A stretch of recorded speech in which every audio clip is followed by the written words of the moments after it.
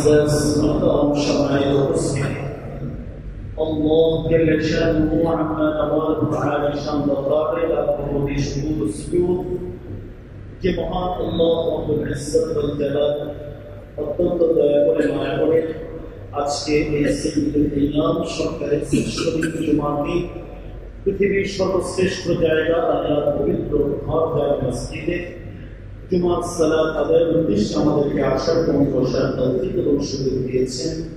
সর্বপ্রথম মহান মালিকের দরবারে আমরা শুকরিয়া আদায় করি, অন্তরের অন্তঃস্থল থেকে কালিমাতুল শুকর আদায় করি। আলহামদুলিল্লাহ। সম্মানিত উপস্থিতি, ঈদের মধ্যে পরবর্তী আজকে এই জুমা পুনর্বিরোধী। আজকে এই জুমা পূর্ব সংক্ষিপ্ত আমরা আলোচনার ভেতরে ঈদুল আযহার কিছু শিক্ষা এবং আল্লাহ সুবহানাহু ওয়া তাআলা যে পবিত্র বিধানকে আমাদেরকে দিয়েছেন এখান থেকে কিছু পর্যালোচনা আমরা সংক্ষিপ্ত সময়ের ভিতরে শুনবো ইনশাআল্লাহ। আল্লাহ সুবহানাহু ওয়া তাআলা অনেক বড় ইহসান এবং অনুগ্রহ ছিল।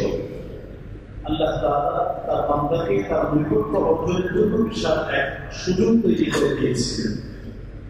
বিশেষ করে কোরবানির এই ইবাদতের মাধ্যমে একজন বান্দা আল্লাহ সুবহানাহু ওয়া তাআলার নির্দেশের সামনে পরিপূর্ণ আত্মসমর্পণ করে আল্লাহ তাআলার আনুগত্যতার চূড়ান্ত অভিজ্ঞতা প্রকাশ করে আল্লাহর নৈকট্য অর্জন করতে সক্ষম হয়েছে। কোরবানি আল্লাহ সুবহানাহু ওয়া তাআলা দিয়েছিলেন এবং এর আগেও বেশ কিছু আমলের চর্চা আমাদেরকে রেখেছিলেন। তো আজকে সর্বপ্রথম এ বিষয়ে আমি বলবো এটা তো এই যে কোরবানি এবং কোরবানির সংশ্লিষ্টের আগের যে আমলগুলো আছে, বিশেষ করে এই জিনহজের দশকের যে আমলগুলো ছিল, এই বিষয়ে এক অনুশীলনের সুবর্ণ সুযোগ আল্লাহ তাআলা আমাদের সামনে রেখেছিলেন। এই আমলগুলো যাতে আমাদের ধারাবাহিকতা রক্ষা হয়, এগুলো অনুশীলন যাতে পর্যা থাকে, এগুলো যাতে আমরা করতে পারি, বাকি এই চেষ্টা আমাদের সংগঠিত হবে। এটা শুধু 10 দিনের জন্য ছিল না, কোরবানির ইবাদতটা শুধু একদিনের জন্য ছিল না, আনুষঙ্গিক প্রসঙ্গিকভাবে এখানে অনেকগুলো ইবাদতকে আল্লাহ তাআলা একত্রিত করে দিয়েছে। এর আগে অংশ নিয়েছি, এই সময়টা ছিল জওয়াবিল ইবাদত, সকল ইবাদতকে আল্লাহ তাআলা একত্রিত করে দিয়েছিলেন এই সময়ের মধ্যে। সুবহানাল্লাহ। যে অন্য কোনো সময়, বছরের অন্য কোনো সময় এমনটা সম্ভব ছিল না। তবে সুবহানাল্লাহ তাআলা এই যে দীর্ঘ এক অনুশীলনের চর্চা আমাদেরকে করিয়েছে, এটা প্রিয় ভাই আমাদেরকে সারা জীবন কিভাবে ঘরে রাখতে হবে, ঘরে রাখার জন্য আমাদেরকে চেষ্টা করতে হবে। এটাই হলো আমাদের মৌলিক একটি সংকেত। তাহলে এই 10 দিনের যে ইবাদতগুলো কি ছিল? ইবাদতের ভিতরে আমাদের রোজার চর্চা ছিল। 9 দিন অনেকেই রোজা রেখেছে, বিশেষ করে সোমবার বৃহস্পতিবার রেখেছে। আর আরাফাত দিনের রোজা তো আলহামদুলিল্লাহ অধিকাংশ মানুষই রেখেছেন আলহামদুলিল্লাহ। এই যে একটা চর্চা, এই ইবাদতের যে একটা মৌলিকভাবে আল্লাহ তাআলা গুরুত্ব দিয়েছেন, এটা প্রিয় ভাই সারা বছরের জন্য কিছু ইবাদত। প্রতি সপ্তাহের মাঝে ইবাদতকে আল্লাহ তাআলা রেখেছেন। সোমবার বৃহস্পতিবার রোজা রাখো, শরীরের শারীরিক সুস্থতার জন্য, আল্লাহর নৈকট্য অর্জনের জন্য বড় ধরনের চমৎকার একটি আমল আমরা আপনাদের ঘরে রাখবেন। এরপরে রাত্রি জেগে রাত জাগরণ করে কিছু ইবাদতের সুযোগ আল্লাহ তাআলা আমাদের তৌফিক দিয়েছেন। তাহাজ্জুদের সালাতের সেই তৌফিক আল্লাহ তাআলা দিয়েছেন। সম্মানিত প্রিয় ভাই, এটা আমাদের সারা বছর করে রাখার চেষ্টা করতে হবে। এটা যাতে আমাদের ছুটে না যায়, এটা যাতে আমরা বাদ দিয়ে না ফিরি। রমাদানে করেছি, রমাদানের পরবর্তী সময় আমরা ধরে রেখেছি। আবার এই দীর্ঘদের 10 দিন বিশেষভাবে আল্লাহ তাআলা আমাদেরকে গুরুত্ব সহকারে নবীজির মাধ্যমে নির্দেশ দিয়েছেন, আমরা করার চেষ্টা করেছি। এটা আমাদের বাকি সময় যাতে আমাদের এভাবে আমরা করতে রাখতে পারি। এরপরে আমাদের দান সালাতের আমল ছিল, তাসবিহাতের আমল ছিল, আল্লাহর বরকতের প্রশংসার সেই ঘোষণা আমরা যেভাবে দিয়েছি। তো আমাদের জামানকে পবিত্র রেখে, আমাদের এই জবানকে পবিত্র রেখে আল্লাহ তাআলার প্রশংসামূলক যত তাসবিহাত আছে, এগুলো আমাদের মৌলিক সম্পদ। এগুলো নিয়ে আখিরাতের ময়দানে আমরা উঠবো। এগুলোই আমাদের সাথী, এগুলোই আমাদের কবরের বাতি। এটা আমাদেরকে মনে রাখতে হবে। এটা ভুলে গেলে চলবে না। দুনিয়ার মায়া মহব্বত, দুনিয়ার ভালোবাসায় বিভিন্ন ভাবে এই সময়গুলোকে আমরা অপচয় করছি। প্রিয় ভাই, আমার কবরে আমার একাকী থাকতে হবে, এই কথাটি ভালোভাবে ইয়াদ রাখি, ভালোভাবে দিলের ভিতরে গেঁথে রাখি, এটা খুব স্মরণ রাখার চেষ্টা করি।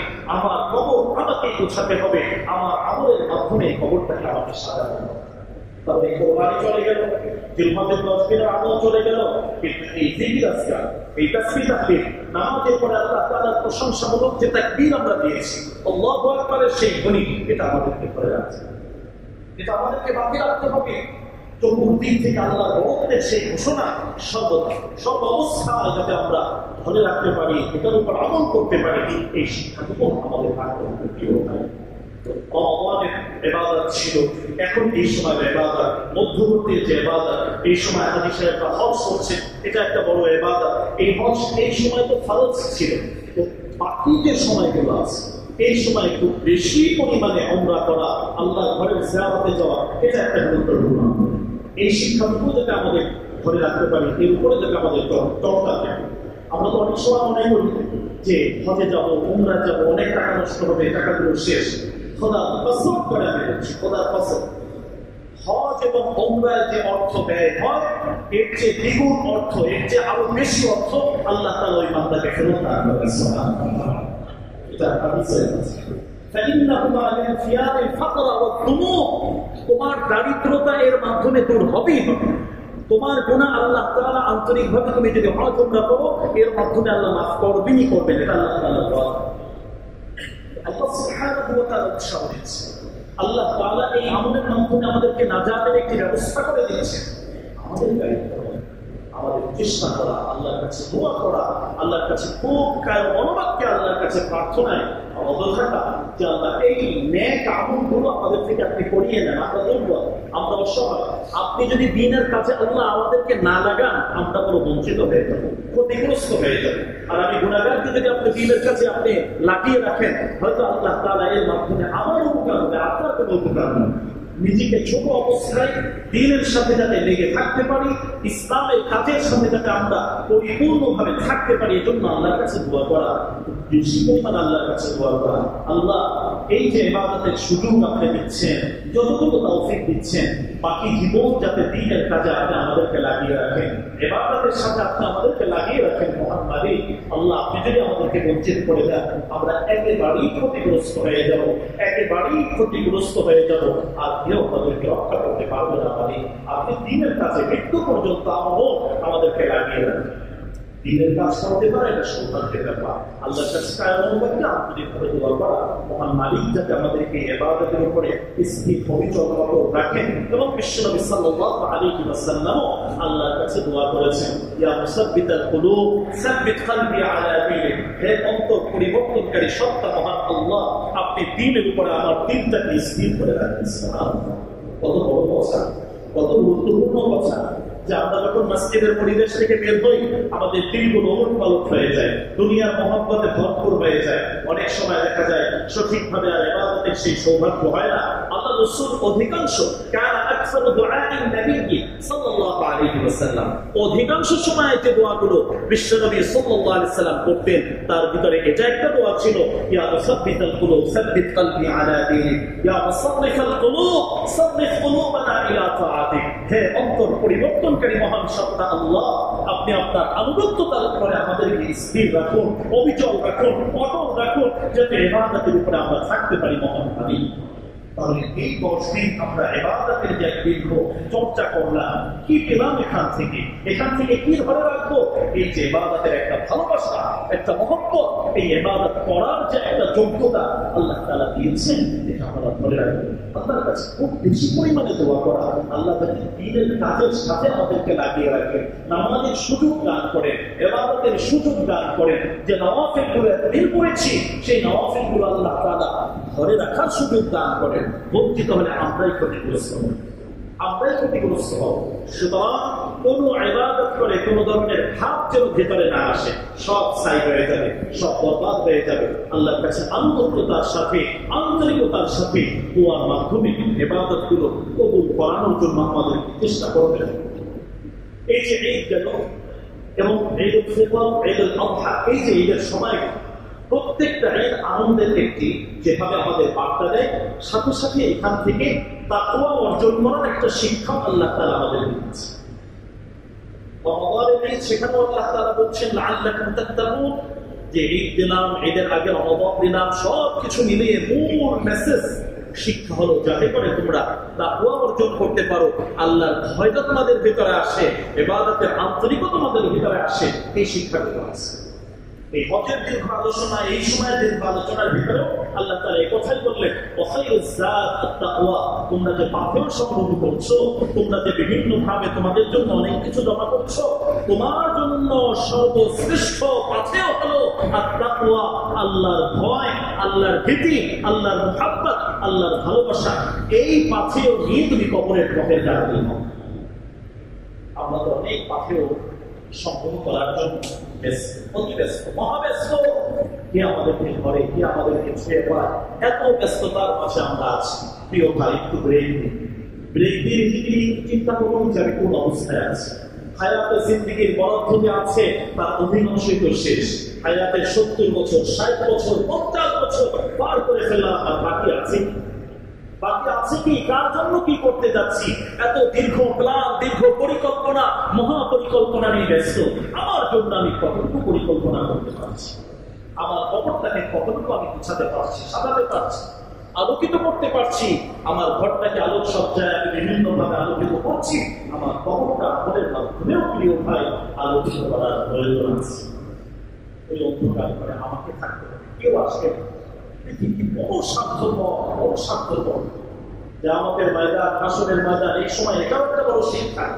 এই যে হজের দীর্ঘ আলোচনা আল্লাহ তাআলা করলেন, হাজী সাহেবরা হজ শেষ করলেন, এই সব আয়াতগুলো শেষ করে আল্লাহ তাআলা শেষ অংশে গিয়ে এটা বললেন, ওয়াত্তাকুল্লাহ ওয়া'লামু আন্নাকুম ইলাইহি তুহশারুন।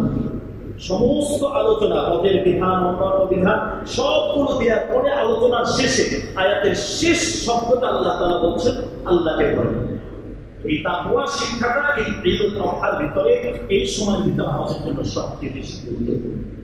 সাথে সাথে আরেকটি বিষয় আল্লাহ তাআলা এখানে বলে দিলেন, ওয়া'লামু আন্নাকুম ইলাইহি তুহশারুন। তোমরা সবাই একথা স্মরণ রাখো, সাবধান সাবধান, খুব ভালোভাবে সতর্ক হও, ভালোভাবে স্মরণ রাখো, তোমাদের সবাইকে এই হাসরের ময়দানে উপস্থিত করা। এই কথাটা আল্লাহ বুঝালেন। এই যে আরাফার ময়দানে সারা বিশ্ব থেকে, বিশ্বের প্রতিটা রাষ্ট্র থেকে, প্রতিটা এলাকা থেকে কোন না কোন লোক আল্লাহ তাআলা সেখানে নিয়েছেন। সবার সামনে এই ঘোষণা আল্লাহ তাআলা দিয়েছেন, এই যে হাসরের ময়দান, আরাফার ময়দান, এখান থেকে হাসরের ময়দান শুরু হবে। এই ময়দানে আজকে তোমরা যেভাবে একত্রিত হয়েছো, একটা সময় তোমরা যখন মারা যাবে, মৃত্যু পরবর্তীতে তোমাদের সবাইকে আবার এই জায়গায় উপস্থিত করা হবে। এই হাসরের ময়দানে তোমাদেরকে আনা হবে, তোমরা নিজ ইচ্ছাতে চলে আসবে, বিষয়টা এমন নয়। কেউ পালাতে পারবে না, কোথাও বাঁচতে পারবে না, এখানে ফাঁকি দেওয়ার কোনো সুযোগ নেই, সবাইকে আসতে হবে। ওই জায়গাটা জ্ঞানাফসির জায়গা, নিজেকে নিয়ে ভাবার জায়গা, নিজেকে কিভাবে বাঁচাবো, এই স্বার্থপরতায় প্রত্যেকটা মানুষ আমরা থাকি।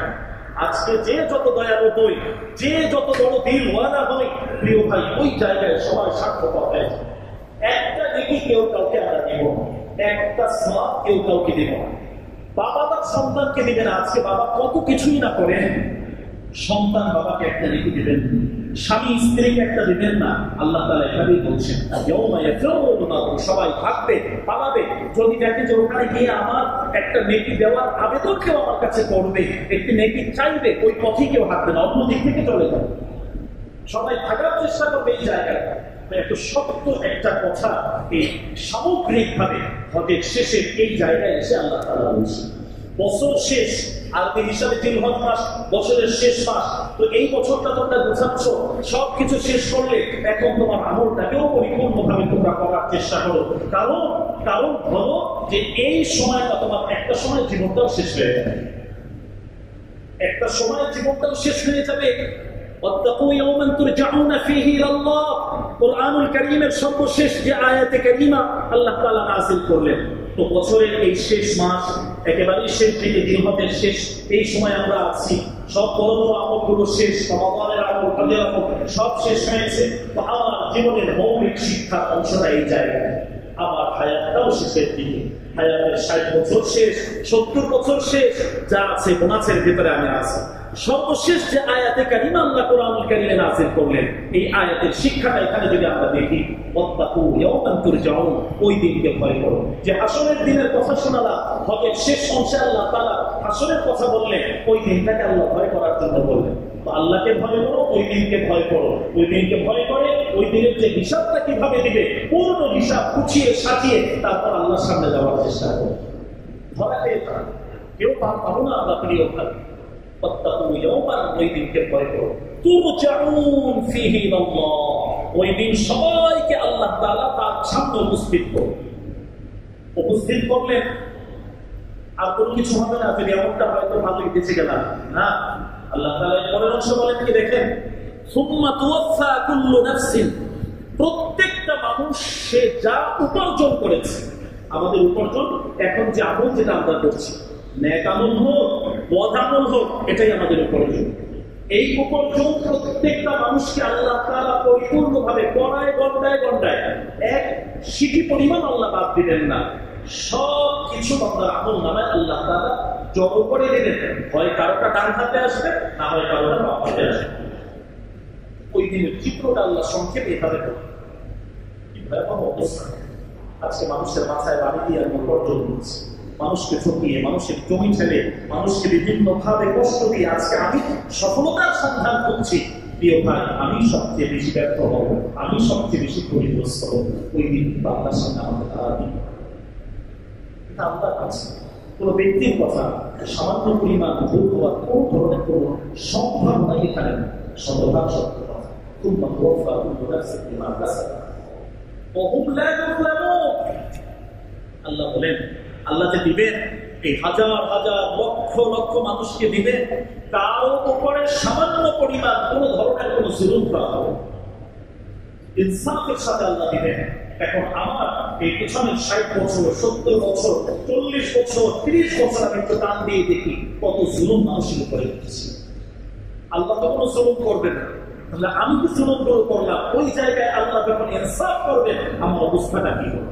কত মানুষকে ঠকিয়েছি, কত মানুষকে কথা দিয়ে কষ্ট দিয়েছি, কত মানুষকে বিভিন্ন ভাবে পেরেশানিতে ফেলেছি। তো আমি যে মানুষের উপরে জুলুম করলাম, আল্লাহ তো জুলুম করবেন না। আল্লাহ এই জায়গায় যখন ইনসাফ করবে, আমার অবস্থাটা তখন কি হবে? কিভাবে আমি বাঁচবো, কিভাবে পাবো এই জায়গায়? এটা আমাদের ভাবার বিষয়, এটা ভাবার বিষয়। সব শেষ করবার খুব আনন্দে আছি। প্রিয় ভাই, আল্লাহর কাছে যখন দাঁড়াবো, ওই কথাটা চিন্তা করে চোখের পানি ছাড়াবো। প্রশ্ন করারও দরকার যে মহান মালিক ওই জায়গায় আসামি হিসেবে আপনি আমাদের পৌঁছাবেন। যদি আসামি হয়ে যায়, আর তো উপায় কেউ সুপারিশ করতে পারবে না, কেউ ওখানে বাঁচাতে পারবে না। এমন একটা ভয়ঙ্কর জায়গা, ফিরেও আসতে পারবে। আল্লাহ তাআলা সেই হাসরের ময়দানে বড় স্বার্থপরতার জায়গা। দুনিয়ায় যদি কেউ বিপদে পড়ে, তখন কেউ কারো পাশে যায় না, কেউ কারো পাশে যায় না। আরে কত উদাহরণ আমাদের সামনে চলে আসে। এই কোরবানি করলাম, এই কোরবানি থেকেও যদি আমরা শিক্ষাগুলো নিই, এক ছাগল কিনে এখন দেখা যায় বাবা সন্তানকে অস্বীকার করছে, যারা ছাগল পাচ্ছে তারাও এখন অস্বীকার করছে। সবাই মধ্যবর্তী অবস্থায় আমি কিভাবে বাঁচব?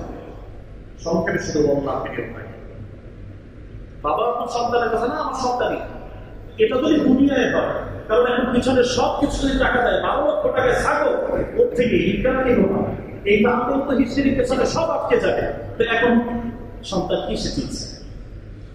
এটা যদি দুনিয়ার সাময়িক একটা অবস্থায় এই পরিস্থিতিতে পড়ি, হাসরের ময়দানে আল্লাহ যখন টান দিবেন, 60 বছর, 70 বছর, 100 বছরের হায়াতের জিন্দেগি, অবস্থা কি হবে? অবস্থা কি হবে? এই হাসরের চিত্র এখান থেকে ধরে নিন যে কি অবস্থাটা হবে। এখনই বাবা চিনছে না, এখনই যারা বিক্রি করে তারা ভুলে যায়, ওই জায়গায় কেউ কাউকে চিনব না। আমরা প্রিয় কোন পরিস্থিতি, কঠিন অবস্থা শেখায়।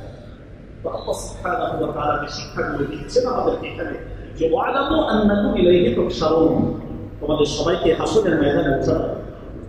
আসলে এই চিত্রটা আল্লাহ তাআলা এখানে চিত্রায়িত করে দিয়েছে।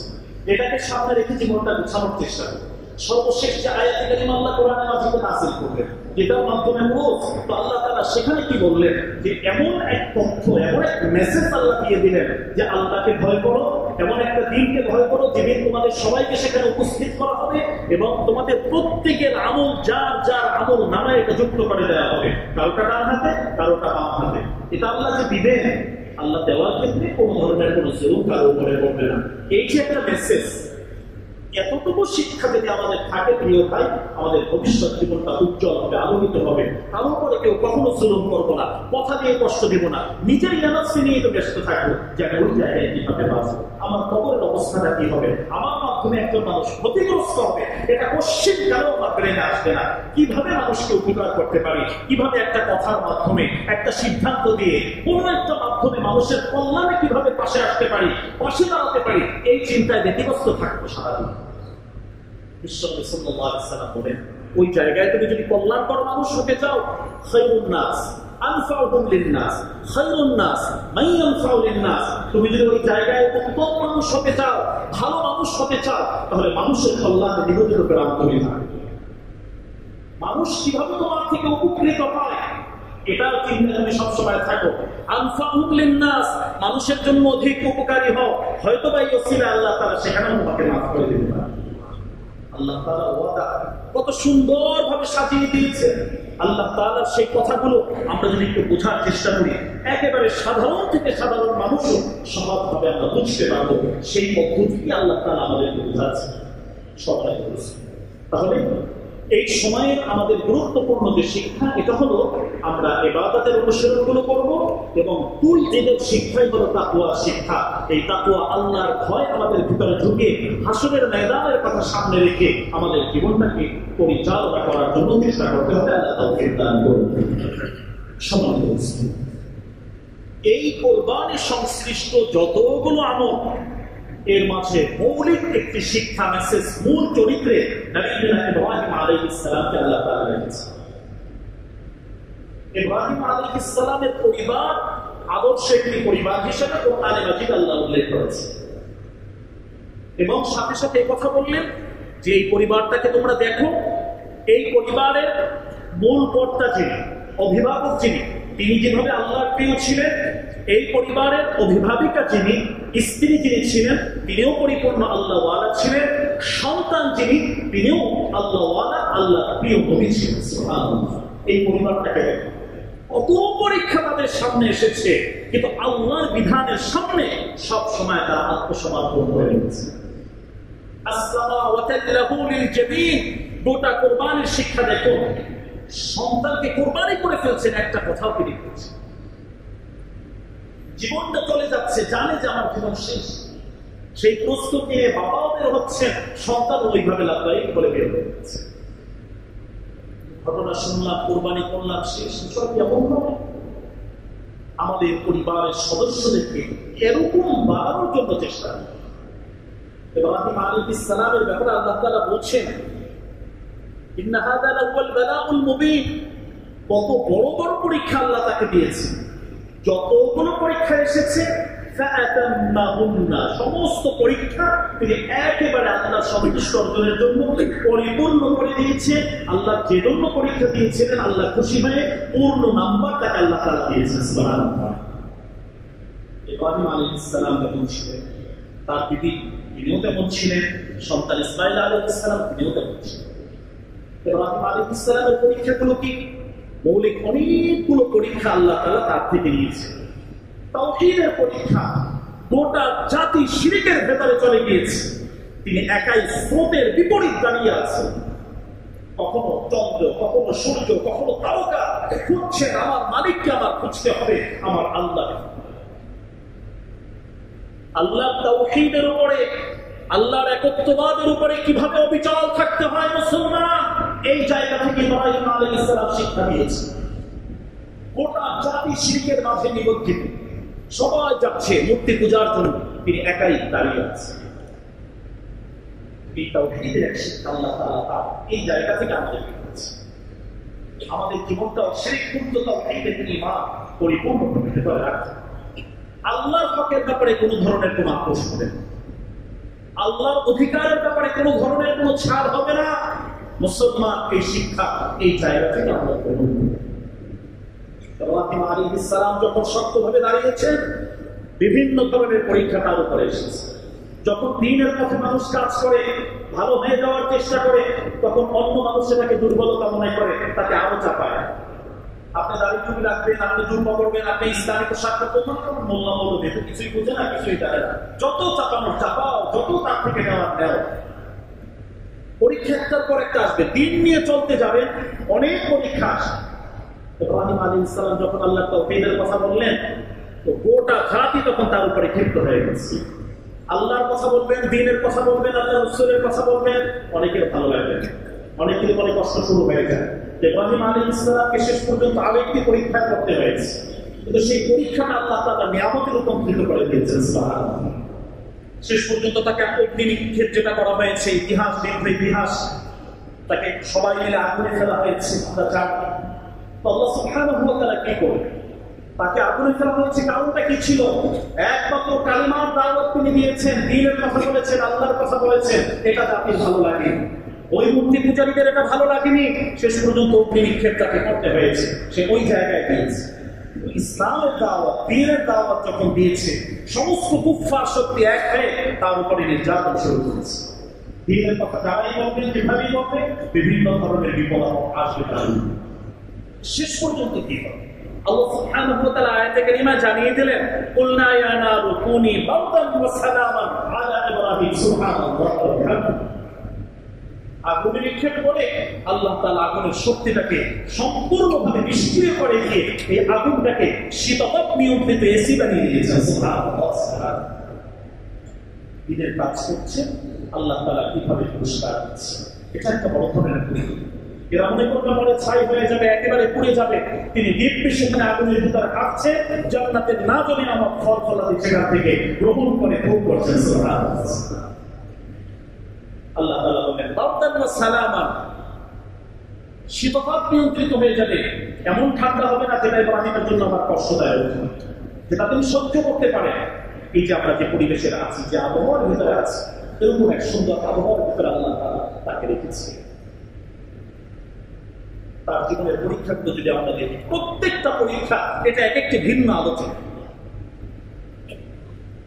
স্ত্রী সন্তানকে কিভাবে বাইতুল্লাহর সামনে রেখে আসা হয়েছে, বার্ধক্যে সন্তান এসেছে, একটু হাঁটতে চলতে বুঝতে শুরু করেছে, বাবার লাঠি হিসাবে পাশে থাকবে। এই অবস্থায় আল্লাহ তাআলা আরো একটা পরীক্ষা তার উপরে দিয়েছে। একটা পরীক্ষায় তিনি ফেল করছেন না, মানসিক অবস্থা কোনোভাবে ভেঙে ফেলছেন না, দুর্বল হচ্ছেন না। মুসলমান দুর্বল হবে না, আল্লাহ তাআলার সাহায্যে অপেক্ষায় মুসলমান সব অবস্থায় থাকবে। ঠিক না? এভাবেই থাকবে মুসলমান। কোথায় রেখে আসা হয়েছে?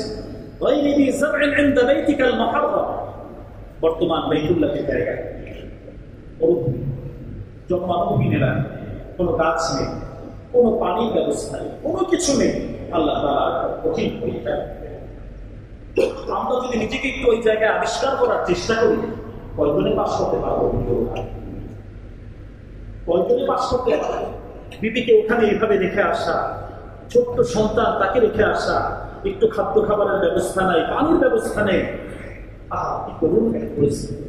কিন্তু তাদের ইমানের পাওয়ার আর শক্তিটা কত মজবুত ছিল, কত মজবুত পাওয়ার ছিল। দেখেন, এই পরিবারের মতন হওয়ার জন্য আল্লাহ কেন নির্দেশ দিয়েছে? ইন্না ইব্রাহিমা কানা উম্মাহ, তিনি এক ইব্রাহিম, গোটা একটা উম্মত তিনি ছিলেন। বিভিন্ন ওইভাবে তৈরি হয়ে আছে। যখন বাইতুল্লাহর সামনে তাদেরকে রেখে আসা হয়, কোনো সামানা তাদের নেই। এই মরুভূমির মাঝে, এই প্রচন্ড উত্তাপ বড় বালুর মাঝে রেখে আসা। বিবি জিজ্ঞাসা করলেন যে আপনি যে আমাদেরকে রেখে যাচ্ছেন এখানে, এটা কি আপনার নিজ ইচ্ছায় নাকি মহান মালিকের ইচ্ছায়? আল্লাহু আকবার। দেখেন প্রশ্নের ধরনটা দেখেন, যে আপনার নিজ ইচ্ছা আপনি আমাদেরকে এখানে রেখে যাচ্ছেন, না মহান আল্লাহ সুবহানাহু ওয়া তাআলা রেখে যাওয়ার জন্য নির্দেশ দিয়েছে? ইব্রাহিম আলাইহিস সালাম পেছনে আর তাকান না। স্ত্রীর মায়া লাগতে পারে, সন্তানের মায়া লাগে যেতে পারে, তিনি শুধু ইশারায় বললেন যে উপরওয়ালা যিনি আছেন তিনি এখানে রেখে যেতে বলেছেন। আল্লাহু আকবার। কথার এত বিশেষ। বিবির ঈমানের পরিমাণ কি ছিল, সাথে সাথে তিনি বলে উঠলেন, ইনাল্লাহ ইউযায়্যুনা, যদি মহান মালিকের নির্দেশ আপনি এখানে রেখে যান, তাহলে ওই আল্লাহ আমার খাবারের ব্যবস্থা এখানে করবেন, ওই আল্লাহ এখানে পানির ব্যবস্থা করবেন, তিনি আমাদেরকে এখানে মেরে ফেলবেন না, তিনি অবশ্যই এর মাঝে কোনো কল্যাণের ফয়সালা আমাদের জন্য করবেন। সুবহানাল্লাহ। কেমন বিবি ছিলেন প্রিয় ভাই, এই পরিবারের মতো হওয়ার জন্য বলেছে। ইব্রাহিম আলাইহিস সালামের উপর পরীক্ষা, বিবির উপরেও পরীক্ষা, কিন্তু বিবি মোটেই এখানে দুর্বল হওয়ার মানুষ ছিলেন না। তিনি আল্লাহর উপরে পরিপূর্ণ মহিয়াসী এক নারী, আল্লাহর উপরে পূর্ণ আস্থা, অবিশ্বাস, ভক্ত তার ছিল, ভালোবাসা ছিল। আল্লাহ মারবেন না, আল্লাহ এখানে না খেয়ে মারবেন না, তার বিশ্বাসটা কি ছিল? ইতিহাস যদি আমরা দেখি, এই জায়গা থেকে আজকে এই যে শিফা, সারা বিশ্বের সকল মানুষের জন্য সর্ব রোগের সেবা হিসাবে আল্লাহ যে পানিটি দিয়েছেন আমাদের জন্য, জান্নাতের যে নিয়ামত দিয়েছেন আমাদের জন্য, সেটাও কিন্তু এই ঘটনার পরিপ্রেক্ষিতে এই জায়গায় আল্লাহ তাআলা দান করেছেন। সুবহানাল্লাহ। আল্লাহ মারবেন না তো মারবেন না, গোটা উম্মত কিয়ামত পর্যন্ত সকল মানুষের শেফার জন্য স্থায়ী ব্যবস্থাপনা আল্লাহ তাআলা এখানে করে দিয়েছেন। সুবহানাল্লাহ। এক কুরবানিতে কত নিয়ামত আমরা পাচ্ছি। এরপরে ইব্রাহিম আলাইহিস সালাম তার বিবি, তার সন্তানকে যেভাবে নেওয়া হয়েছে, যে শুধু এতটুকু বললেন, এমনি আমাকে মানা, আমি স্বপ্নে দেখেছি আমার প্রিয় জিনিস বাবা আমি কোরবানি করে দিচ্ছি, আমি রেডি আছি, প্রস্তুত আছি, মহান আল্লাহ হয়তো আমাদের থেকে কল্যাণকর কিছু চাচ্ছেন, আমি প্রস্তুত আছি, আমাকে নিয়ে চলুন বাবা। সন্তান ওই থাকে, এখানেও বড় শিক্ষা আমাদের পরিবারটা এখানে ইব্রাহিম আলাইহিস সালামের সন্তান হয় না, সেটাও একটা পরীক্ষা ছিল, কিন্তু সেখানে আল্লাহ তাআলা কিভাবে দিয়েছেন, আল্লাহর কাছে খুব বেশি পরিমাণে দোয়া করা, নিঃসন্তান দম্পতি যারা আছেন তাদের জন্য এখানে বড় ধরনের শিক্ষা। ইব্রাহিম আলাইহিস সালাম থেকেও এই জায়গায় একটা বড় পরীক্ষা, এবং সেখান থেকে যে দোয়া এবং যে শিক্ষা, এটা আল্লাহ তাআলা আমাদের শিক্ষা দিয়েছেন। আল্লাহর কাছে দোয়া করলেন, জাকারিয়া আলাইহিস সালাম নিঃসন্তান ছিলেন, তিনি আল্লাহর কাছে দোয়া করলেন,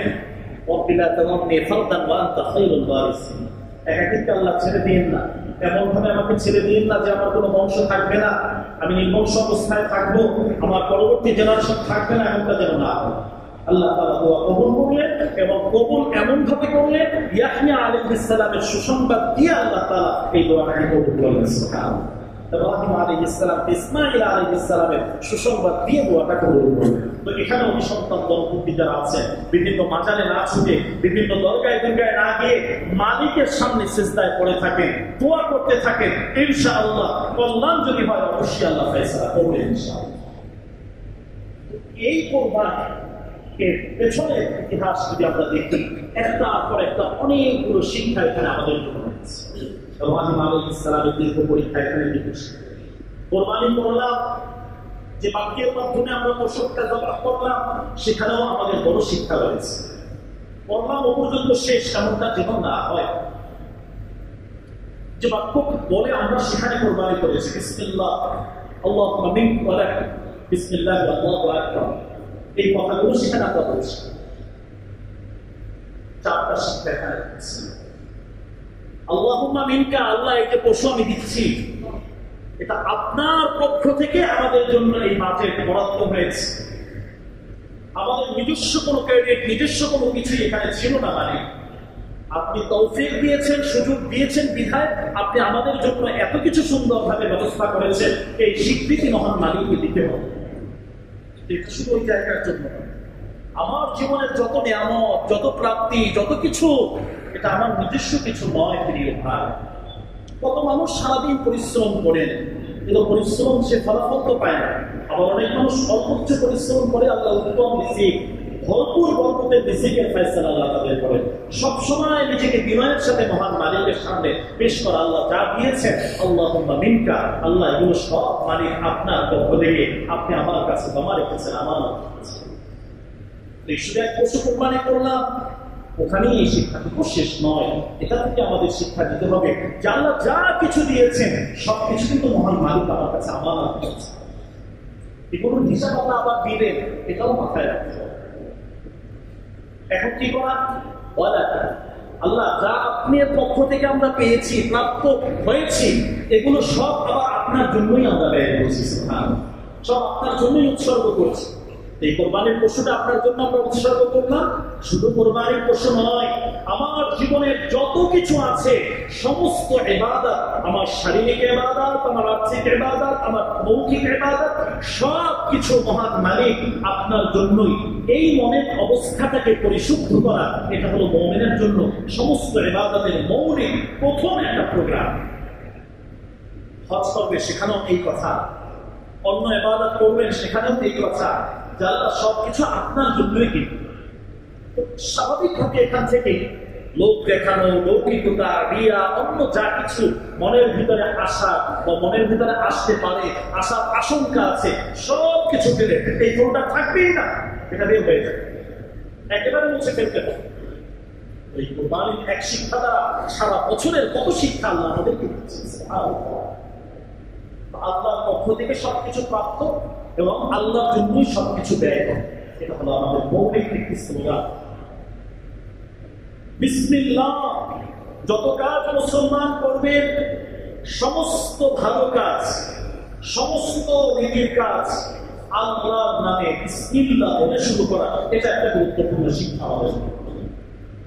যা কিছু আমি করছি, এই একটি আমল যদি আমরা করতে পারি, এর মাধ্যমে দেখা যাবে দৈনিক কয়েকশো সুন্নাহ জিন্দা করার আমল আমরা পাবো।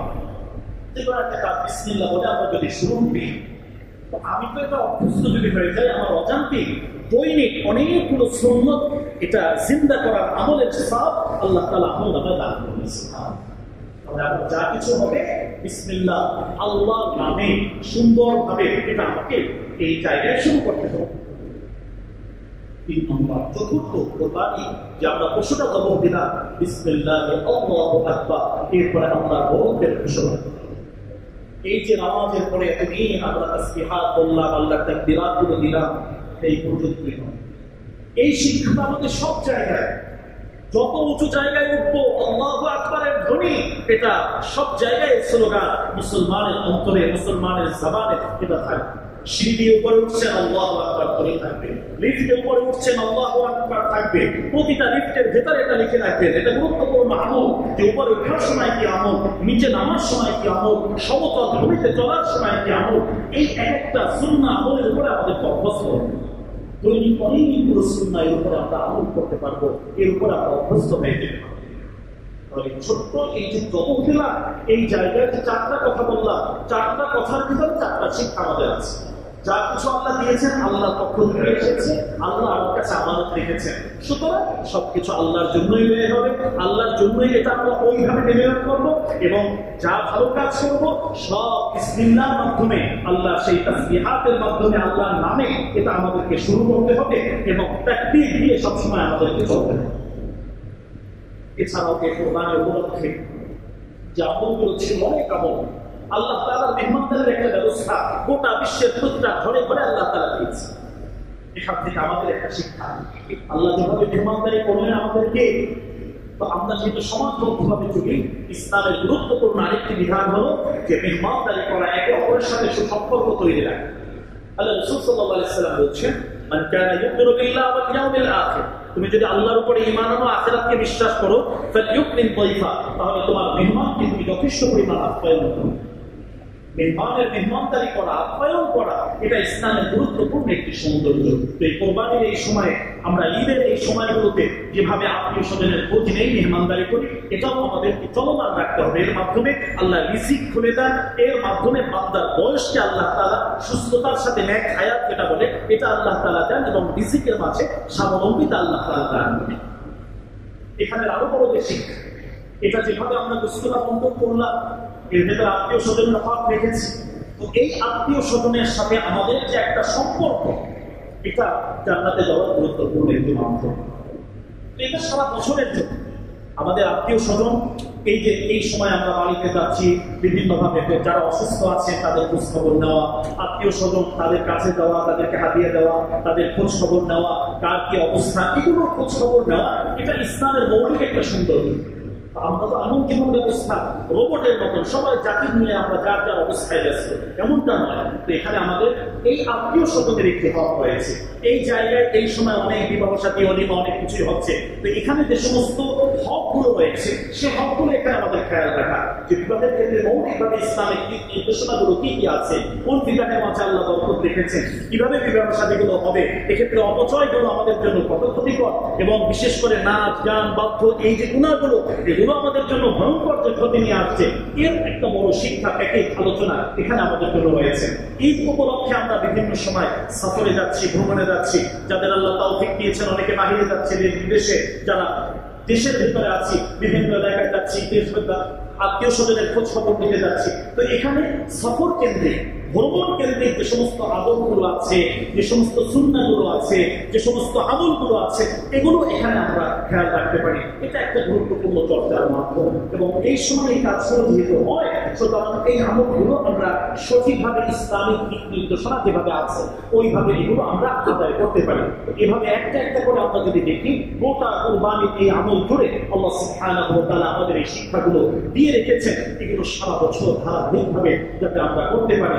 ইব্রাহিম আলাইহিস সালাম আল্লাহ শুধু পরীক্ষা দিলেন, ওই পর্যন্তই শেষ বিষয়টি এমন নয়। আল্লাহ বলছেন লিয়াবলুয়াকুম আহসানু আমালা, আমি তোমাদের জন্য পরীক্ষা নেব, তোমাদের কার আমল কত সুন্দর হয় ও কার আমল কত উন্নত হয়, মানসম্পন্ন হয়। সুতরাং সেই পরীক্ষা দেওয়ার জন্য আমাদের প্রস্তুতি রাখতে হবে, যে আমলগুলো এতক্ষণ আমরা পর্যালোচনা করলাম, আলোচনায় শুনলাম, এই আমলগুলো যাতে আন্তরিকভাবে আল্লাহর জন্য আমরা করতে পারি, সেই ব্যবস্থা, সেই দোয়া এবং সেই ফিকির আল্লাহ সুবহানাহু ওয়া তাআলার কাছে আমরা করছি এবং দোয়া কামনা করছি।